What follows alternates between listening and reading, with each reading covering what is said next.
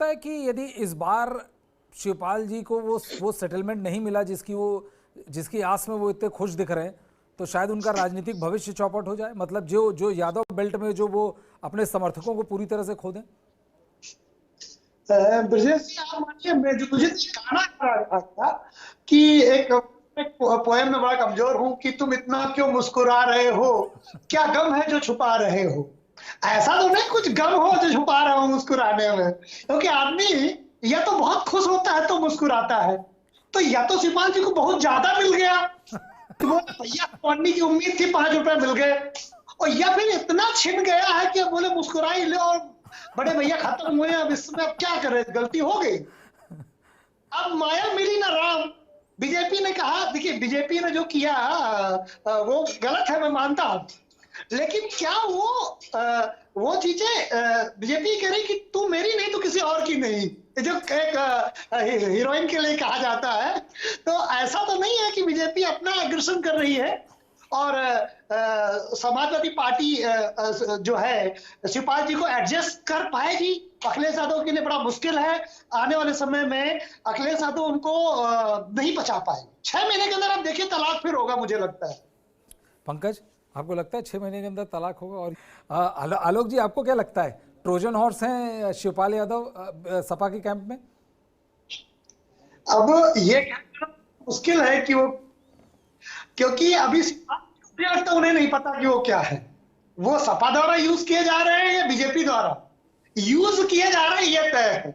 सपा उन्हें ये सोच रही है कि इस समय चुनाव में साध लिया जाए, डिंपल की जीत निष्कंटक हो जाए।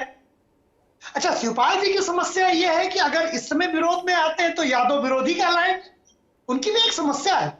कैसे अपने बड़े भाई की डेथ के बाद आप देखोगे एक निश्चित कैंपेन चलाया गया कल के पहले तक कि ये चुनाव सिर्फ और सिर्फ मुलायम सिंह जी के लिए श्रद्धांजलि है। अब मुलायम का हनुमान मैं कह चुका हूं आपके प्रोग्राम चैनल में कि भाई शिवपाल जी जो है मुलायम सिंह के हनुमान है। अब बताओ राम के अगेंस्ट में हनुमान कैसे आए?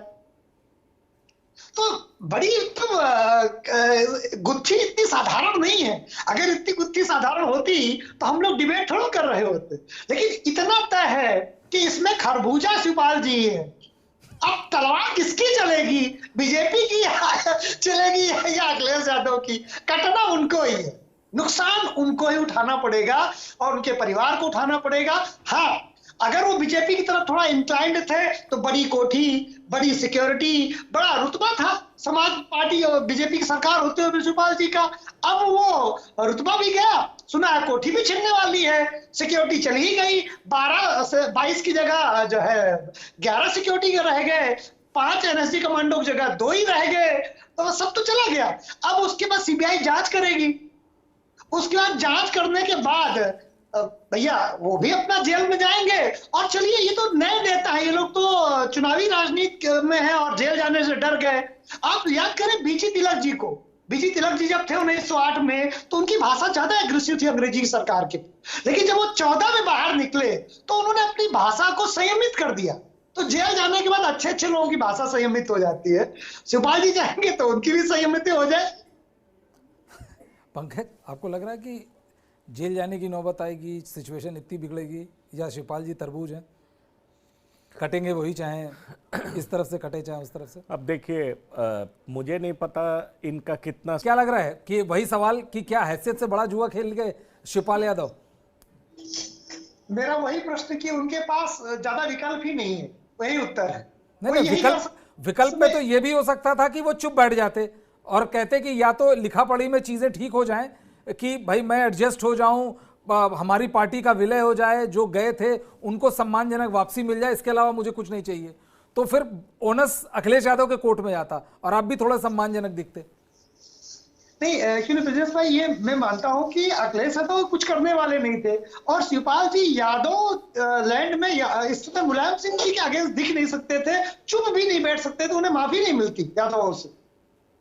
आप ये समझिए, मुलायम सिंह के अगेंस्ट जो भी इस समय जाता हुआ दिखेगा उनके परिवार से, उसको यादवों की राजनीति करना मुश्किल हो जाएगा। ये चीजें अभी भूल जाएंगे, 6 महीने बाद शिवपाल जी के अगेंस्ट चले जाएंगे तो बहुत लोग उनके साथ जुड़ सकते हैं। यार क्या भैया, देखो हमने तो सब कर डाला, डिंपल गवाह है, हमने सब कर लिया, अब भी गड़बड़ कर रहे हैं, अब बताओ, तो अपने लोगों के बीच जा सकते हैं।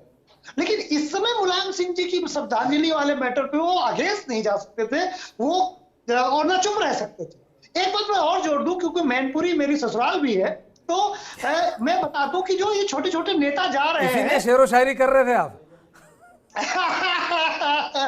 तो जो ये छोटे नेता जा रहे हैं, ये बिल्कुल आप मान के चलिए, इनके कोल्ड स्टोरेज है नदी की जगहों पर, ऐसी जगहों पर, सरकारी जमीनों पर, कि योगी सरकार उसमें बुलडोजर चलवा देगी। तो अब ये बताओ, शिवपाल जी का साथ दे कि कोल्ड स्टोर अपना बचाए और गेस्ट हाउस बचाए। आप ये समझिए, तो ये संकेत ये है कि ये तो गेस्ट हाउस बचा लो, कोल्ड स्टोर बचा लो मैनपुरी में, अपने पूरे क्षेत्र में। नहीं तो बेटा फिर जब हमने शिवपाल को नहीं छोड़ा तो छोड़ेंगे तुमको भी नहीं। पंकज, जब शिवपाल को नहीं छोड़ा तो छोड़ेंगे तुमको भी नहीं। नहीं, वो बात तो बिल्कुल ठीक है, लेकिन होता क्या है